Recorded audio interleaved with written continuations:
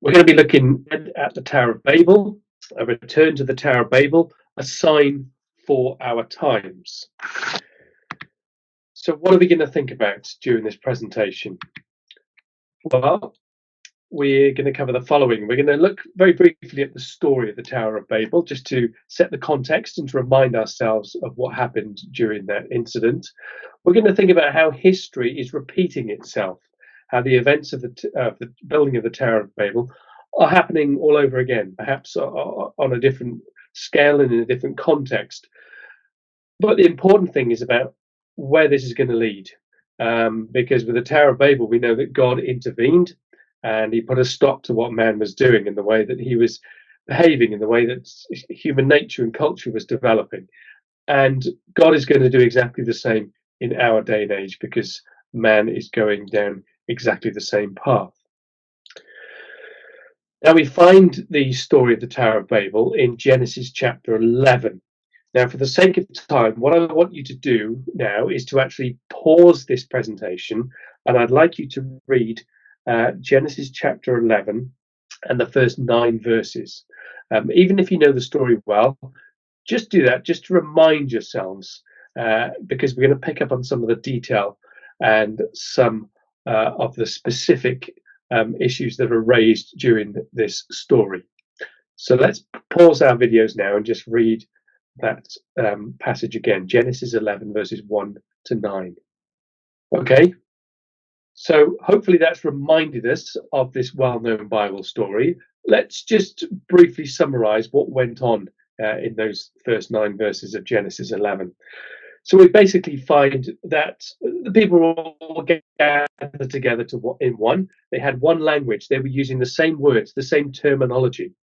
They were looking to build cities. They were looking to build a tower, which was reaching up to heaven. It says that they wanted to make a name for themselves, that they were united. They were of one language.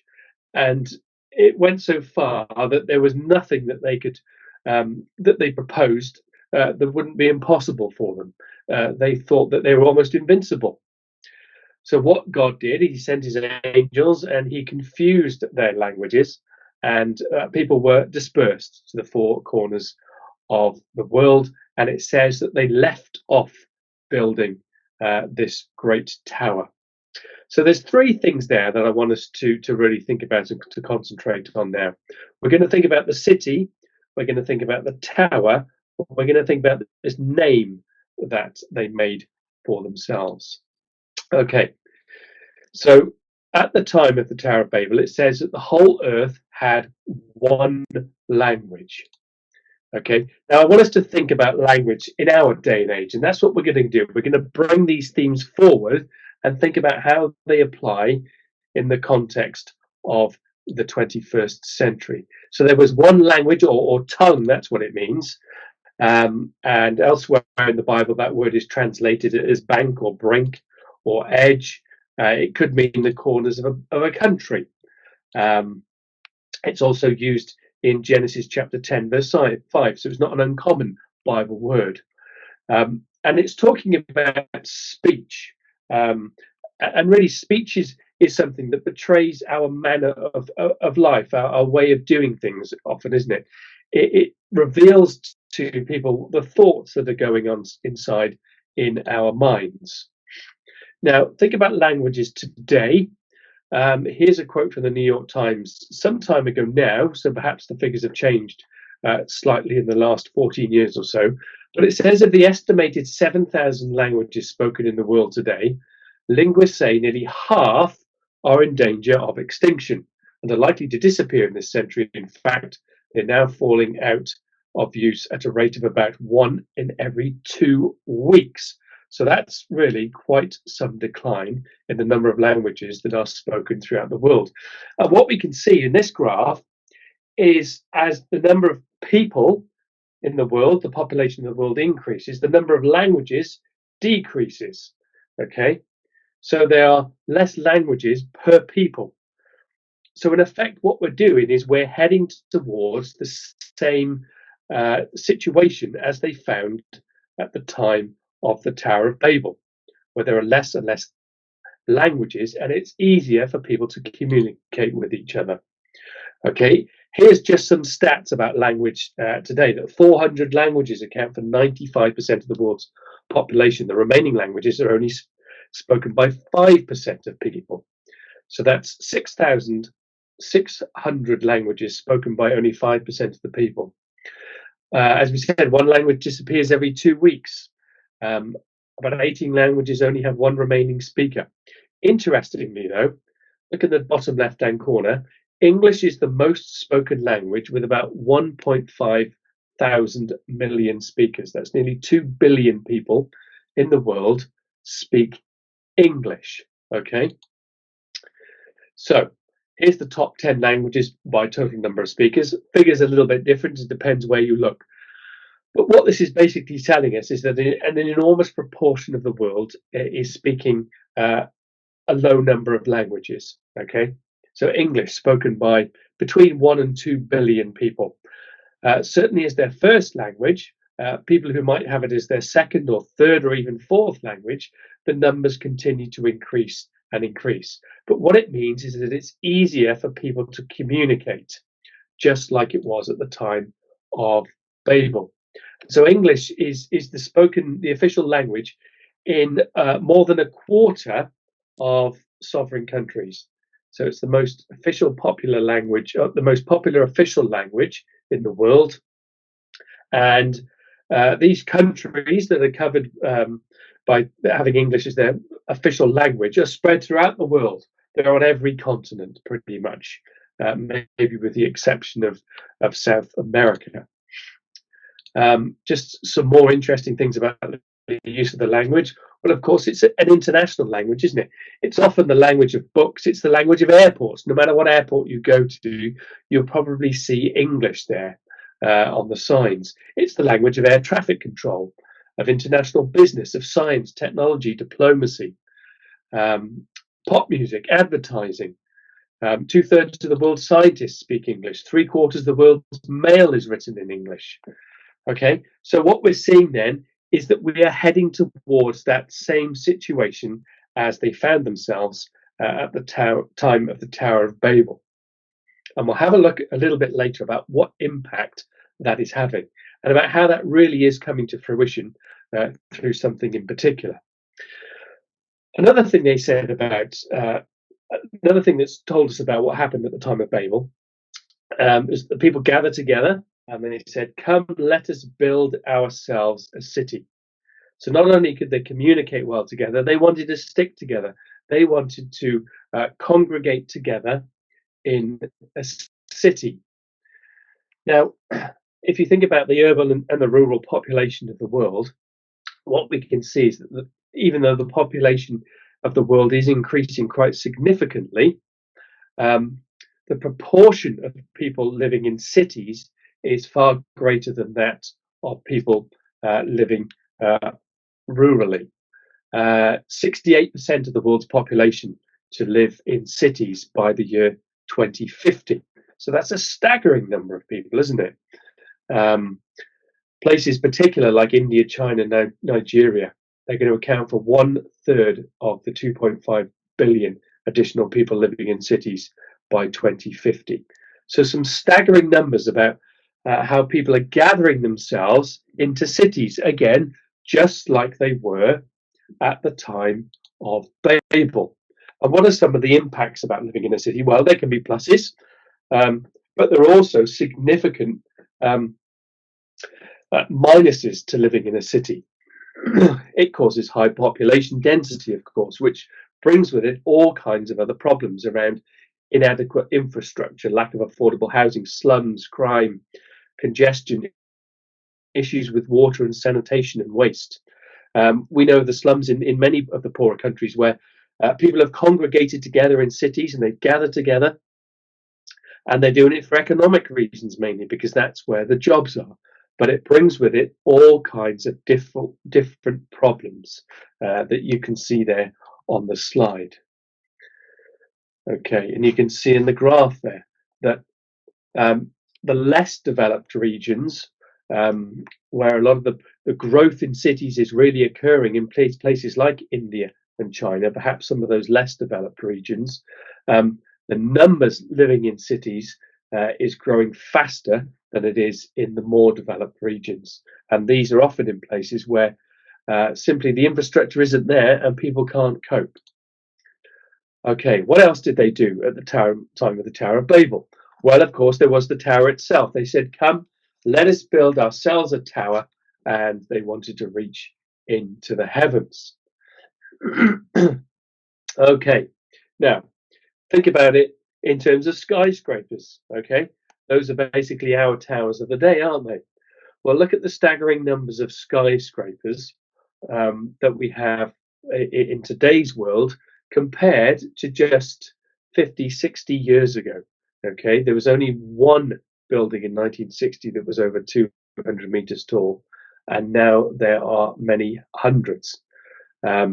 Man is reaching to the skies, and it links with what we saw just now, doesn't it, about the cities?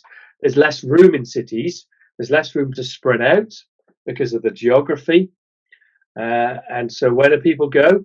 Well, they have to go up, don't they? Up and build up into the heavens. So the number of skyscrapers is increased significantly.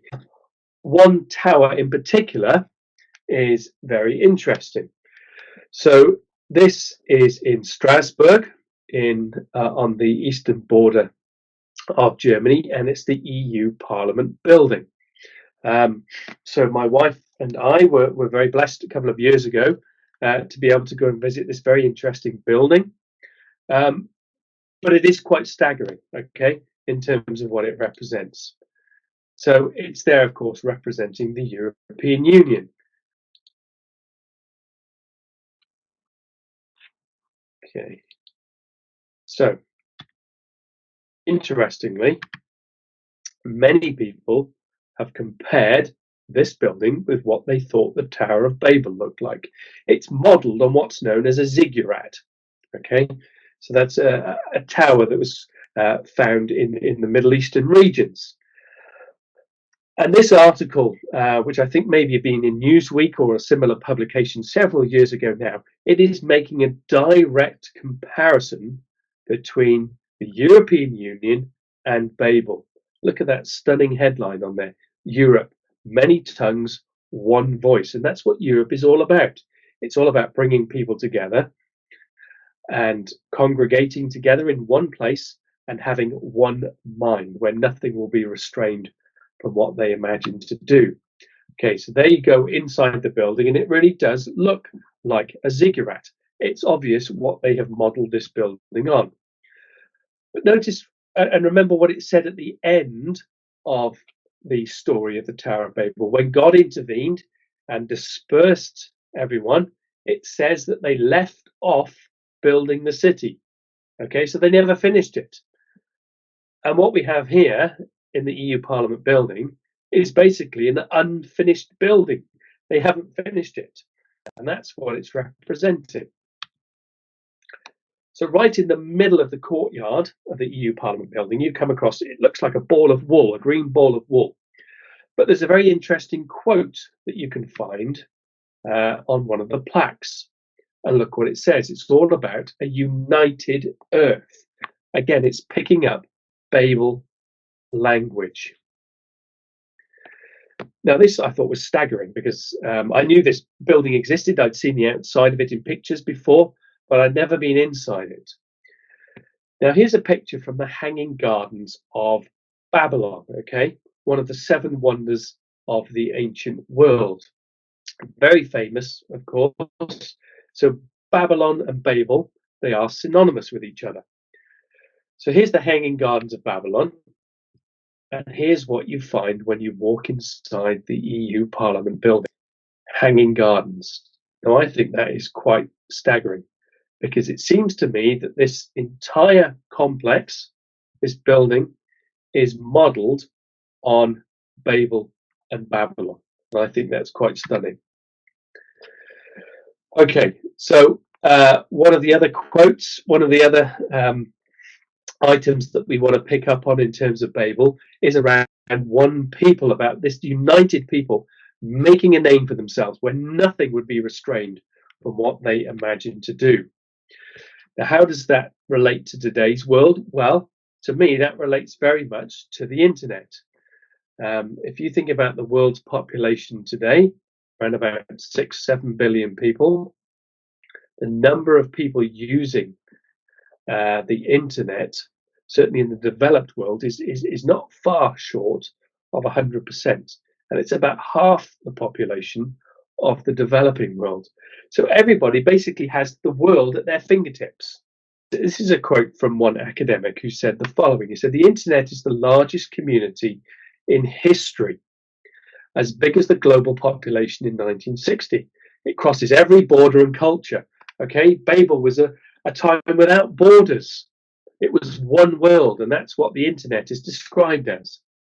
And enough people are connected that the internet has become a planetary infrastructure for communications and collaboration.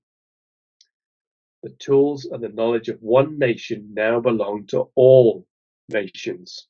Okay, language that we picked up when we were thinking about Babel. And this individual, this expert, this academic, talks about how the internet is uniting the world. And he says, as the international community descends into chaos, a rising planetary community is changing lives and communities everywhere, bringing the worlds together. Okay, this is happening in three main ways. Global empathy leads to global interests. Where mass movements once stood for local or national interests, now online communities are moved by global interests far beyond people's immediate lives and communities. There are no more faraway countries. So the world is effectively, through the internet, it's shrinking. And we can see that in the pandemic, can't we? We're so reliant on the internet and technology to keep in touch with family, with friends, with business travelers has completely gone, but it's been replaced by using Zoom, by using Microsoft Teams, etc. The world is a shrinking place. Okay, the second thing he says about how the internet is uniting the world is by use of a specific example. So he says, as the world thinks, the world acts. In 2008, a 33-year-old engineer called Oscar Morales created a Facebook page, 1 Million Voices Against FARC, to protest against the Colombian terrorist group. Over the next month, hundreds of thousands of people from around the world liked his page and joined his movement. And in February 2008, millions of people marched in more than 100 cities worldwide to demand that FARC come to the negotiation table. That is the power of the internet, to bring people together so that they've got one voice. Planetary institutions. We're dealing with a new form of human community. In an age where knowledge is the most valuable resource and the planetary community the most powerful actor, the most effective global institutions are those which harness the power of online networks of citizens, activists, and experts. One day, millions of people around the world are working together to advance global interests as part of a common infrastructure. As billions more people join the internet over the coming years, the online community will continue to grow in size and sophistication. Okay, so that's interesting. Nothing will be restrained from what they're trying to do. One people, one voice, uniting together. And that's done in this day and age over the internet, just as it was done with those people back in the time of Babel. So this is how he concludes, and I think this is fascinating. So this is how the internet is uniting the world in thought, action, and institutions. Technology gives us the chance to make the next big step, to build one great human community, just like it was at the time of Babel. But for the very first time in history, instead of listening to leaders speak on behalf of the world shall speak for itself. The problems of every nation shall be our problems, but so will be the opportunities and solutions that we can build together. Building together. It's the language of Babel. Every leader, movement, business, and organization has a chance to harness the power of this planetary community to move the entire world forward. Everyone connected is part of the next chapter in the story of humanity. All of us have a chance to write it together. A united earth is coming. So that is the language again of Babel, and I think that's absolutely fascinating. We are going right back to the way that things were at the time of Babel. And if you think about it, you think about the scientific advances that we made over the last couple of hundred years since the Industrial Revolution. And that really does chime, doesn't it, with that quote about the Tower of Babel, that nothing will be restrained from them. Okay, here's a quote. Most would argue that the past century is one of the most remarkable in human history, producing a host of technological advances, gadgets and scientific discoveries. Absolutely incredible things that man is capable of now through science and through knowledge. A lot of these very, very good things, but it's just illustrating the point that there's almost nothing that is restrained from what man is able to do. Now, what is God going to do? Well, we know what happened in Genesis. God saw this. He wasn't happy. He knew that nothing would be restrained from what they were trying to do. So he said, come, let us go down, and there confuse their language so that they may not understand one another speech. So the Lord dispersed them. The Lord judged them, and they were dispersed. Now, exactly the same thing is going to happen to this world because of the way that man is expressing himself and making himself so proud, and making himself trying to be as God. And so God is going to bring judgment upon this world. So on the Babel of Genesis 11, so it will be to the Babylon of this day and age. After this, I saw another angel coming down from heaven, having great authority. The earth was made bright with his glory. And he called out with a mighty voice, fallen, fallen is Babylon the Great. She has become a dwelling place for demons, a haunt for every clean spirit, a haunt for every unclean bird, a haunt for every unclean and detestable beast. Alas, alas, you great city, you mighty city, Babylon, for in a single hour your judgment has come.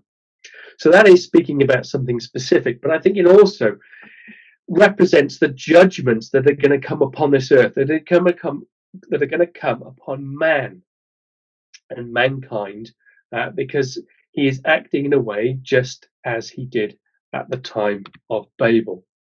Okay. Now it's interesting that we can compare what happened at the time of Babel with what we know is going to happen after God intervenes and sends his son, the Lord Jesus Christ, back to this earth to establish his kingdom. We haven't got time to go into this now, but what I'd like you to do is when we finish here, read again Genesis chapter 11. Okay, read again what happened in that incident. And then what I'd like you to do is have a look at Zephaniah chapter 3 and have a look at these quotes. Have a look at the contrast between the way things were at the time of Babel and how they are going to be at the time of the kingdom. And there's a real contrast there between man's rule and God's rule in the kingdom.